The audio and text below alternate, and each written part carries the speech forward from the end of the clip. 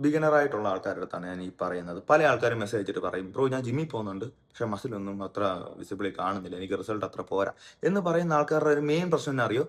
നമ്മൾ ജിമ്മിൽ ചെന്ന ഉടനെ തന്നെ നമുക്കറിയാം ഇൻസ്റ്റാഗ്രാമിലായാലും വേറെ പല സോഴ്സിൽ കൂടെ നമുക്ക് കുറേ ആൾക്കാർ എന്നെപ്പോലെ കുറേ ട്രെയിനേഴ്സ് ഇല്ലെങ്കിൽ ബോധമില്ലാത്ത കുറേ ആൾക്കാർ പലതും പറയുന്നത് കേൾക്കാം. അപ്പോൾ ഇവരൊക്കെ പറയുന്ന കാര്യങ്ങൾ അത് ഉള്ളതാണോ ഇല്ലെങ്കിൽ എന്തെങ്കിലും കാര്യമുണ്ടോ എന്ന് മനസ്സിലാവണമെങ്കിൽ എന്ത് വേണം? ഒരു ബേസിക് ആയിട്ടുള്ള നോളജ് വേണം. മനസ്സിലായില്ലേ? അതില്ലാത്ത പക്ഷം ഒരു മസിലുള്ള ഒരുത്തൻ വന്നിട്ട് പറയുവാണ്, ഈ കാര്യം ചെയ്താൽ മതി. ഇതാണ് നല്ലത്. ഇത് പെട്ടെന്ന് മസിൽ വരും. ഒക്കെ പുതിയതായിട്ട് പോകുന്ന ആൾ എന്ത് ചെയ്യും? ഇത് തന്നെ ഫോളോ ചെയ്യും. കുറച്ച് കഴിയുമ്പോഴേക്കും വേറെ ഇതിനെക്കാട്ടി മസിലുള്ള ഒരുത്തൻ വന്നിട്ട് പറയും, ഇതല്ല ഇങ്ങനെയാണ് ചെയ്യേണ്ടത്. അപ്പോൾ നിങ്ങൾ എന്ത് ചെയ്യും? നിങ്ങൾ അത് ഫോളോ ചെയ്യും. നിങ്ങളിങ്ങനെ ഷഫിൾ ചെയ്തുകൊണ്ടേയിരിക്കും. നിങ്ങളൊരു പ്രോപ്പറായിട്ടുള്ള ഒരു വർക്കൗട്ട് റൊട്ടീനോ കാര്യങ്ങളോ ഒന്നും തന്നെ നിങ്ങൾക്ക് കാണത്തില്ല.